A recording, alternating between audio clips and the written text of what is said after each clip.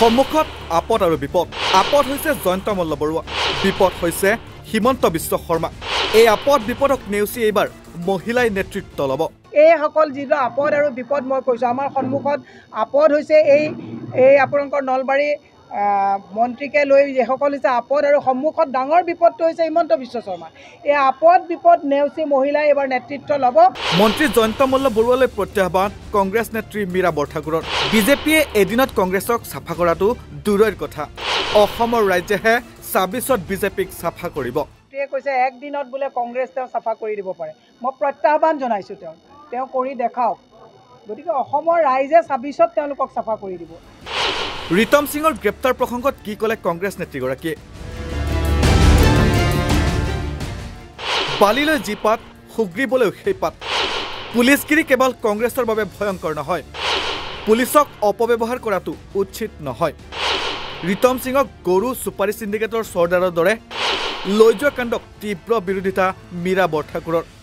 পুলিচগিৰি যিটো কৰিছে এইটো কেৱল কংগ্ৰেছৰ কাৰণে ভয়ংকৰ সংকেত নহয়, এদিন এইটো কিন্তু জীপাতহৰ বালিলে হেপাত সুগ্ৰীবলৈ, এই কথাটোৱে তেওঁলোককো এদিন এটেক কৰিব। গোটেই ঘৰটো পুলিচে আৱশ্যনিত ৰাখি তেওঁকতো কোনো ডকাইত ধৰিবলৈ অহা নাই, তেওঁতো ৰেড হল মাইনিঙৰ চৰ্দাৰ নহয়, তেওঁতো অসমৰ মাটিবিলাক গুৰুক ৰাখেতো তেওঁ মানে গিলি ৰখা তেনেকুৱা ধুৰন্ধৰ মানুহ নহয়। তেওঁক এই গৰু চিণ্ডিকেট চুপাৰী চিণ্ডিকেটৰ চৰ্দাৰক নিয়া দি যেনেকৈ লৈ গৈছে এইটো আমি তাত বিৰোধ কৰিছোঁ। গতিকে পুলিচক অপব্যৱহাৰ কৰাটো উচিত নহয়, কৰিব নালাগে। নলবাৰীত কংগ্ৰেছ নেত্ৰী মীৰা বৰঠাকুৰ। নলবাৰী জিলা মহিলা কংগ্ৰেছ কমিটিৰ কৰ্মী সভাত অংশ লয় কংগ্ৰেছ নেত্ৰীগৰাকীয়ে। সভাত অংশ লৈ চৰকাৰৰ বিৰুদ্ধে আক্ৰমণাত্মক হৈ পৰে কংগ্ৰেছ নেত্ৰীগৰাকীয়ে। নলবাৰীৰ পৰাই মন্ত্ৰী জয়ন্ত মল্ল বৰুৱাক প্ৰত্যাহ্বান জনায় কংগ্ৰেছ নেত্ৰীগৰাকীয়ে। মন্ত্ৰী জয়ন্ত মল্ল বৰুৱাই কংগ্ৰেছ দলক লৈ কৰা মন্তব্যৰ বিৰোধিতা কৰি অসমৰ ৰাইজেহে ২৬ত বিজেপিক চাফা কৰিব বুলি মন্তব্য কৰে মীৰা বৰঠাকুৰে। কৈছে একদিনত বোলে কংগ্ৰেছ তেওঁ চাফা কৰি দিব পাৰে। মই প্ৰত্যাহ্বান জনাইছোঁ, তেওঁ কৰি দেখাওক। গতিকে অসমৰ ৰাইজে ২৬ত তেওঁলোকক চাফা কৰি দিব। গতিকে আমি সাংগঠনিকভাৱে আমাৰ ভেটি সুদৃঢ় কৰিবৰ কাৰণে এই সাংগঠনিক সভালৈ আহিছোঁ।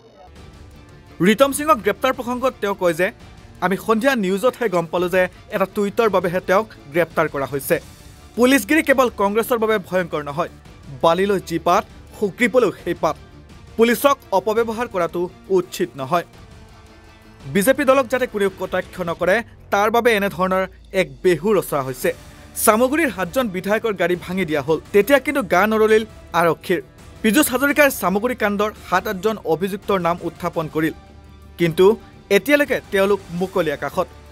কিন্তু ৰিতম সিঙক এটা টুইটৰ বাবে ডকাইত, গৰু, চুপাৰী চিণ্ডিকেট বা ৰেড হল মাইনিঙৰ চৰ্দাৰৰ দৰে বলপূৰ্বকভাৱে এটা বৃহৎ আৰক্ষী দলৰ দ্বাৰা লৈ যোৱা হ'ল। এনেদৰে লৈ যোৱা কাণ্ডক তীব্ৰ বিৰোধিতা মীৰা বৰঠাকুৰৰ। ৰিতম সিং হৈছে আমাৰ দলৰ এজন মুখপাত্ৰ, আমাৰ এজন কৰ্মী, দলৰ সতীৰ্থ এজন যেতিয়া বিপদত পৰে আমাৰ নেতৃত্বৰ কাম যে তেওঁক গৈ পেলাই আমি তাক মনোবল বৃদ্ধি কৰা। গতিকে কালি আমাৰ সাংসদগৰাকী তালৈ গৈছে, আমি নিজেও নাজানো যে পুলিচ কি কাৰণত আহিছে। আমি এটা কথাই জানো, এজন মানে আমাৰ সহকৰ্মীক পুলিচে নিবলৈ ইমানটো একদম বেৰিকেড লগাই ইমানখিনি পুলিচ অহাৰ কোনো কথা নাই। আমি বাৰে প্ৰতি সুধিছোঁ যে কি গোচৰত তেওঁক দিব আহিছে, পুলিচে নকয়।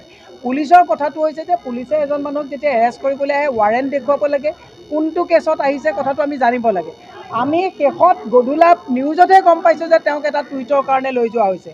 এটা টুইটৰ কাৰণে তেওঁক তেনেকৈ লৈ যোৱা হৈছে। এজন সাংসদে তেওঁক সহকৰ্মী হিচাপে বা দলৰ কৰ্মী হিচাপে খবৰ ল'ব গৈছে, সাংসদৰ লগতো কোনো প্ৰট'কল পুলিচে মানা নাই। গতিকে পুলিচগিৰি যিটো কৰিছে এইটো কেৱল কংগ্ৰেছৰ কাৰণে ভয়ংকৰ সংকেত নহয়, এদিন এইটো কিন্তু জীপাতহৰ বালিলে হেপাত সুগ্ৰীবলৈ, এই কথাটোৱে তেওঁলোককো এদিন এটেক কৰিব। আপোনালোকে চামগুৰিত দেখিছে ৰকিবুল হুছেইন ডাঙৰীয়া দেহৰক্ষীক গুৰুলকৈ পিটা হৈছে, তেতিয়াও পুলিচ নিষ্পভ। পুলিচক অপব্যৱহাৰ কৰা হৈছে, ভয় ভীতি দেখুৱাই যাতে কোনেও যাতে বিজেপিক যাতে কটাক্ষ নকৰে তাৰ কাৰণে এইটো এটা বেহু ৰচা হৈছে। গতিকে আমি অসমৰ ৰাইজক আহ্বান জনাইছোঁ যে এওঁলোকে আগন্তুক নিৰ্বাচন পুলিচ দি খেলিব। যিটো আপোনালোকে চামগুৰিত দেখিলে পুলিচ দি ৭জন বিধায়কৰ গাড়ী ভাঙি দিয়া হ'ল, তেতিয়া পুলিচৰ কিন্তু গা নলৰিল। পীযুষ হাজৰিকাই চামগুৰি কাণ্ডৰ ৭জন নে 8জন মানুহৰ একিউজ পাৰ্চনৰ নাম দিলে, এতিয়ালৈকে তেওঁলোকক ধৰিব নোৱাৰিলে। কিন্তু ৰিতম বোলাৰ যিজন ল'ৰাক এটা টুইটৰ কাৰণে হয়, টুইটটোত তেওঁ আনপাৰ্লিয়ামেণ্ট শব্দ ইউজ কৰিছে, কোনেও কৰিব নালাগে। সেইটোত আমি তেওঁক কৈছোঁ যে এনেকুৱা কথা কোনেও লিখিব নালাগে, কিন্তু তেওঁক বলপূৰ্বকভাৱে তেওঁ এজন বৃদ্ধ পিতৃ আছে, শাৰীৰিকভাৱে অসুস্থ, একেবাৰে গোটেই ঘৰটো পুলিচে আৱৰ্জনীত ৰাখি তেওঁকতো কোনো ডকাইত ধৰিবলৈ অহা নাই, তেওঁতো ৰেড হল মাইনিঙৰ চৰ্দাৰ নহয়, তেওঁতো অসমৰ মাটিবিলাক গুৰুগ্ৰাসেতো তেওঁ মানে গিলি ৰখা তেনেকুৱা ধুৰন্ধৰ মানুহ নহয়। গতিকে এটা টুইটৰ কাৰণে মুখ্যমন্ত্ৰীয়ে তেওঁক ক্ষমা বিচাৰিবৰ কাৰণে পাব্লিকলি কোৱাহেঁতেনো কৰি দিলেহেঁতেন, বা পুলিচে দুজন পুলিচ আহি লৈ গ'লেও আমাৰ ক'বলগীয়া কথা নাছিলে। কিন্তু তেওঁক এই গৰু চিণ্ডিকেট, চুপাৰী চিণ্ডিকেটৰ চৰ্দাৰক নিয়া দি যেনেকৈ লৈ গৈছে, এইটো আমি তাত বিৰোধ কৰিছোঁ। গতিকে পুলিচক অপব্যৱহাৰ কৰাটো উচিত নহয়, কৰিব নালাগে। আনহাতে আগন্তুক পঞ্চায়ত নিৰ্বাচনক লৈ মন্তব্য প্ৰকাশ কৰি বিজেপি তথা মুখ্যমন্ত্ৰী হিমন্ত বিশ্ব শৰ্মাৰ বিফলতাৰ পাহাৰখন উদঙাই দিয়ে কংগ্ৰেছ নেত্ৰী মীৰা বৰঠাকুৰে। তেওঁ কয় যে সন্মুখত আপদ আৰু বিপদ। আপদ হৈছে জয়ন্ত মল্ল বৰুৱা আৰু বিপদ হৈছে হিমন্ত বিশ্ব শৰ্মা।